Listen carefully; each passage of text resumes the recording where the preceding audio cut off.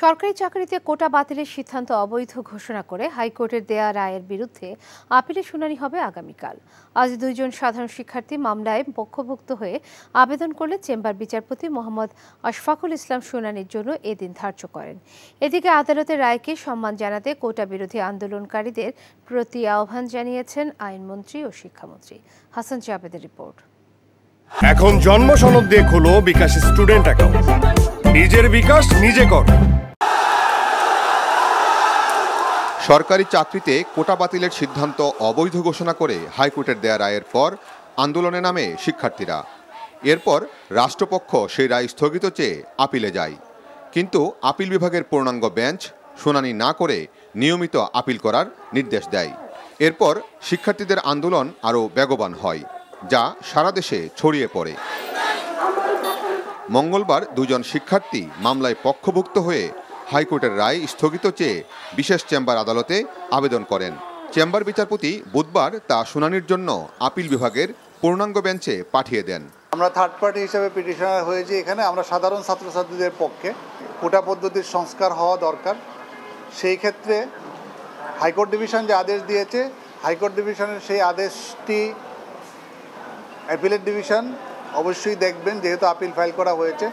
আমরা যে আদেশটা চাচ্ছি যে এই অবস্থায় হাইকোর্ট ডিভিশনের আদেশটি অ্যাপিলেট ডিভিশন কর্তৃক জাস্টিফাই না হওয়া পর্যন্ত আমরা একটা স্থগিতাদেশ চেয়েছি আজকে। আইনমন্ত্রী আনিসুল হক কোটা বিরোধী আন্দোলন নিয়ে কথা বলেন, জানান যেহেতু বিষয়টি এখন আপিল বিভাগে গিয়েছে, সেখানেই এর সমাধান হবে। ঘটনা ঘটছে আদালতে, যদি রাজপথে এখানে আন্দোলন করে এটার কিন্তু নিরসন হবে না। আজকে দেখছি যে একটা ইতিবাচক পদক্ষেপ তারা নিয়েছেন, আমি এটাকে সাধুবাদ জানাই। এবং তারা যদি এবং তাদের বক্তব্য এখন তারা আদালতে দেবেন, এবং আমি আশা করব যে যেহেতু তারা আদালতে যাওয়ার সিদ্ধান্ত নিয়েছেন, তারা আন্দোলন উইথড্র করবেন। শিক্ষামন্ত্রীও আন্দোলনকারীদের ধৈর্য ধরার আহ্বান জানান। কিছু কিছু বিষয় থাকে সেগুলো আসলে রাজপথে সমাধান করা সম্ভব নয়, এবং সরকারের নির্বাহী বিভাগ কিন্তু সার্বিকভাবে সেটা কীভাবে কোন কোন পিছিয়ে পড়া জেলা বা কোন কোন জনগোষ্ঠী পিছিয়ে আছে সেটা যাতে করে তাদেরকে তাদের অন্তর্ভুক্তি সম্ভব হয়। অন্তর্ভুক্তিমূলক উন্নয়ন কিন্তু আমাদের মাননীয় প্রধানমন্ত্রী বঙ্গবন্ধু সুযোগ্য কন্যা জনেত্রী শেখ হাসিনার অঙ্গীকার। এদিকে কোটা বিরোধী আন্দোলনকারীরা ঢাকা বিশ্ববিদ্যালয়ে সংবাদ সম্মেলনে জানিয়েছেন, কোটা নিয়ে আপিল বিভাগে যে দুইজন পক্ষভুক্ত হয়েছেন তাদের সাথে আন্দোলনকারীদের কোনো সম্পৃক্ততা নেই।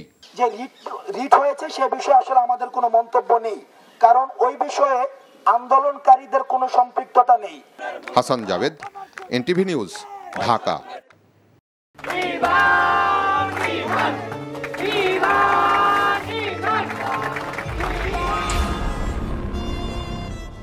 তো নিজের জীবনটা শেষ করলে, সাথে আমারটাও শেষ করে দিয়ে গেলে। আপনি মেয়েটাকে চেনেন না? না।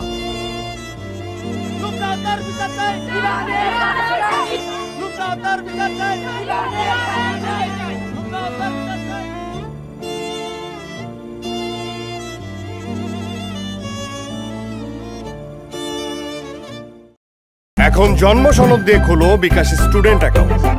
নিজের বিকাশ নিজে কর।